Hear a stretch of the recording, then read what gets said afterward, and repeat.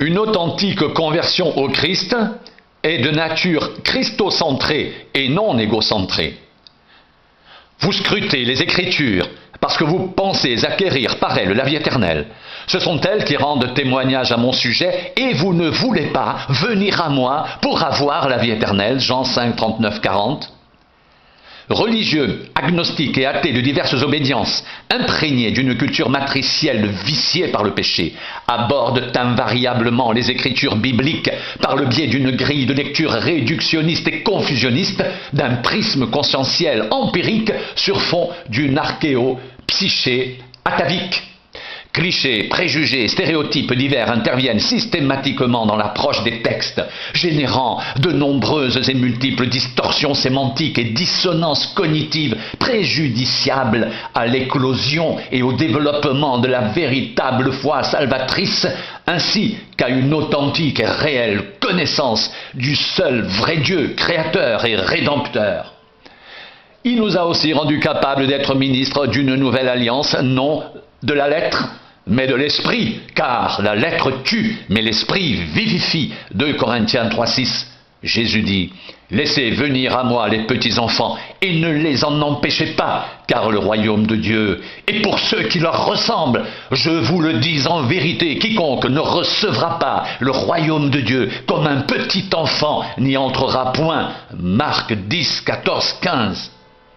Combien d'interprétations abusives et erronées des textes révélés ont-elles été élaborées au cours des siècles avec interférence de mécanismes défensifs, de rationalisation secondaire, d'auto-justification, d'auto-légitimation aux seules fins de préservation d'un moi pourtant intrinsèquement transgresseur, égo, ethno, anthropocentré, idolâtre, criminogène, mortifère et cependant en si urgent et immense besoin de pardon et de salut. Combien également d'attitudes, conduites et comportements de résistance psychique anti-pneumatique au changement radical de nature et de vie voulu par Dieu et accordé par régénération et recréation intégrale de l'être sur le modèle du Christ rédempteur, n'ont-elles pas constitué pour des multitudes d'hommes et de femmes au cours de l'histoire du salut un obstacle prohibitif d'une intégration au royaume de Dieu et à l'incorporation à la famille divine avec Dieu pour Père? Jésus appela les disciples et dit, « Vous savez que les chefs des nations les tyrannisent et que les grands les asservissent. Il n'en sera pas de même au milieu de vous, mais quiconque veut être grand parmi vous, qu'il soit votre serviteur, et quiconque veut être le premier parmi vous, qu'il soit votre esclave. C'est ainsi que le Fils de l'homme est venu non pour être servi, mais pour servir et donner sa vie comme la rançon de plusieurs. » Matthieu 20, 25, 28. Si quelqu'un veut venir après moi, qu'il renonce à lui-même, qu'il se charge de sa croix et qu'il me suive. Car celui qui voudra sauver sa vie la perdra, mais celui qui la perdra à cause de moi la trouvera. Et que servirait-il à un homme de gagner tout le monde s'il perdait son âme? Ou que donnerait un homme en échange de son âme? Car le Fils de l'homme doit venir dans la gloire de son Père avec ses anges, et alors il rendra à chacun selon ses œuvres. Matthieu 16, 24, 27. Celui qui aime son père ou sa mère plus que moi n'est pas digne de moi, et celui qui aime son père ou sa fille plus que moi n'est pas digne de moi. Celui qui ne prend pas sa croix et ne me suit pas n'est pas digne de moi. Matthieu 10, 37, 38. Les paroles dites par Christ sont esprit et vie. Jean 6, 63. Le but fondamental d'une approche et d'une assimilation fructueuse de l'information divine, signifiante, structurante et édifiante, réalisable sous la seule motion du Saint-Esprit, n'est certainement pas l'acquisition d'une bulle hyper-inflationniste, psychique, de sciences bibliques complexes, mais bien une connaissance et une conscience vivante, pneumatique de la personne et de l'œuvre de Jésus-Christ dans l'être intérieur. C'est l'esprit qui vivifie, la chair ne sert de rien. Les paroles que je vous ai dites sont esprit et vie. Jean 6, 63. C'est par révélation que j'ai eu connaissance du mystère sur lequel je viens d'écrire en peu de mots. En les lisant, vous pouvez vous représenter l'intelligence que j'ai du mystère de Christ. Éphésiens 3, 3, 4. Vous n'avez point reçu un esprit de servitude pour être encore dans la crainte, mais vous avez reçu un esprit d'adoption par lequel nous crions « Abba, Père !» L'Esprit lui-même rend témoignage à notre esprit que nous sommes enfants de Dieu. Romains 8, 15, 16.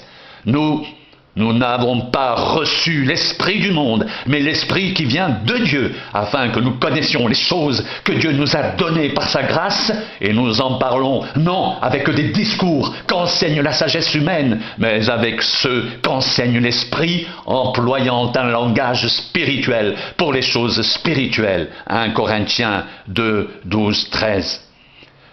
Le ministère du Saint-Esprit est tout aussi indispensable au plan de la révélation initiale, régénératrice de la personne et de l'œuvre rédemptrice de Christ dans l'être de l'homme, qu'à celui de sa croissance, de son développement et de son complet parachèvement en plénitude divine. Je ne cesse de rendre grâce pour vous, faisant mention de vous dans mes prières, afin que le Dieu de notre Seigneur Jésus-Christ, le Père de gloire, vous donne un esprit de sagesse et de révélation dans sa connaissance, et qu'il illumine les yeux de votre cœur pour que vous sachiez quelle est l'espérance qui s'attache à son appel, quelle est la richesse de la gloire de son héritage qu'il réserve aux saints, et quelle est envers nous qui croyons l'infinie grandeur de sa puissance, se manifestant avec efficacité par la vertu de sa force. Éphésiens 1, 16, 19.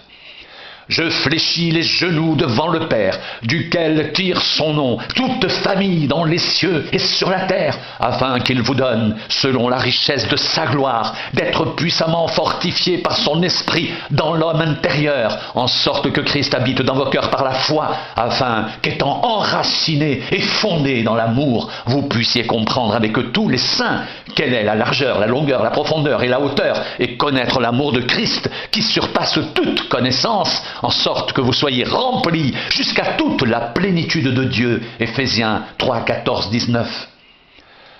Le divin processus de repentance, conversion et régénération de l'homme constitue un événement spirituel total par lequel celui-ci, conduit par l'Esprit, dans une compréhension intérieure du dessein d'amour salvifique de Dieu en Jésus-Christ, vit un bouleversement complet de sa conception et de sa représentation de Dieu et du monde, tout en découvrant son implantation dans le royaume de Dieu, son établissement dans la condition de participant de la nature divine, sa constitution dans la filiation eschatologique, sa nouvelle position d'enfant de Dieu dans la maison du Père, la famille éternelle de Dieu.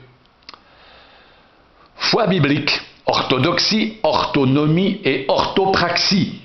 La confession de la foi, en tant qu'expression d'inconditionnelle et entière adhésion au contenu de la révélation et d'incontournable préalable à toute transformation rédemptrice et bouleversement conscientiel, ne peut être qu'exclusivement christo-référencée, puisqu'exclusivement causée par le Christ rédempteur seul. Corrélée au Christ, elle déclare et proclame avec force son indéfectible et indissoluble union au Rédempteur, avec en parallèle son implacable rejet des faux seigneurs, des faux dieux, usurpateurs et imposteurs démoniaques, des idolâtries pseudo-messianiques, faux messianisme politico-religieux séculariste et autres polymorphiques, substituts dolosifs et frauduleux à la seule, unique, suprême et hégémonie, souveraineté du Dieu créateur et sauveur, venu en chair, manifesté en Jésus-Christ, le Dieu véritable et la vie éternelle. 1 Timothée 3,16, 1 Jean 5, 21. On raconte à notre sujet quel accès nous avons eu auprès de vous et comment vous vous êtes convertis à Dieu en abandonnant les idoles pour servir le Dieu vivant et vrai et pour attendre des cieux son Fils qu'il a ressuscité des morts, Jésus, qui nous délivre de la colère à venir. 1 Thessaloniciens 1, 9, 10. Je suis jaloux de vous, d'une jalousie de Dieu, parce que je vous ai fiancé un seul époux pour vous présenter à Christ comme une vierge pure. Toutefois, de même que le serpent séduisit Ève par sa ruse, je crains que vos pensées ne se corrompent et ne se détournent de la simplicité à l'égard de Christ. 2 Corinthiens 11, 2, 3. La foi biblique n'est pas une croyance relativiste, éclectique, syncrétique, une expérience religieuse émotionnelle, un état d'infraconscience charnelle, surcompensé, sublimé, ou une attitude pathologique de fuite devant le réel, mais une assurance et une certitude de l'être fondée sur une parole référentielle et fondatrice de Dieu, révélant sa volonté et ses desseins aux hommes, les appelant à participer à sa nature divine par repentance, conversion et réception du don de la vie de Christ, à s'engager à sa suite, endosser ses exigences spirituelles et s'impliquer comme co-ouvrier dans le champ d'application et de réalisation de son éternel et divin plan. Vous annulez fort bien la parole de Dieu au profit de votre tradition. Hypocrite! Ésaïe a bien prophétisé sur vous quand il a dit « Ce peuple m'honore des lèvres, mais son cœur est éloigné de moi. C'est en vain qu'il m'honore en enseignant des préceptes qui sont des commandements d'hommes. » Matthieu 15, 6, 9. L'enseignement divin condamne catégoriquement tout verbalisme et apparence trompeuse de conversion.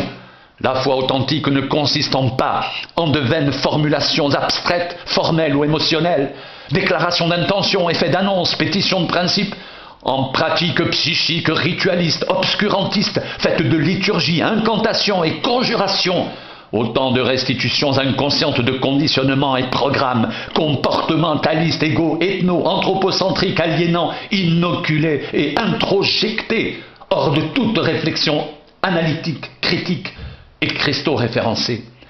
Examinez-vous vous-même pour savoir si vous êtes dans la foi.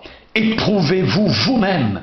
Ne reconnaissez-vous pas que Jésus-Christ est en vous, à moins peut-être que vous ne soyez réprouvés, mais j'espère que vous reconnaîtrez que nous ne sommes pas réprouvés. 2 Corinthiens 13, 5, 6. Pour ce qui me concerne, loin de moi la pensée de me glorifier d'autre chose que de la croix de notre Seigneur Jésus-Christ, par qui le monde est crucifié pour moi, comme je le suis pour le monde, car ce n'est rien que d'être circoncis ou incirconcis, ce qui est quelque chose, c'est d'être une nouvelle créature. Galates 6, 14, 15. Conception, représentation erronée de la foi et jugement critique et implacable du Christ. Il n'est pas qu'une simple différence de degré ou de variante, mais une abyssale différence de nature entre les religions de l'âme, psyché, et la vie de l'esprit, pneuma.